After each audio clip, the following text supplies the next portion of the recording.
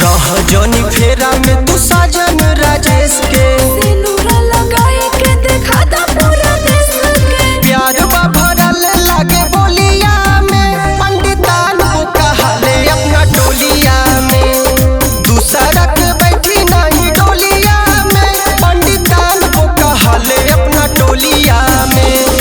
जा पंडिताइन बन के राज करा।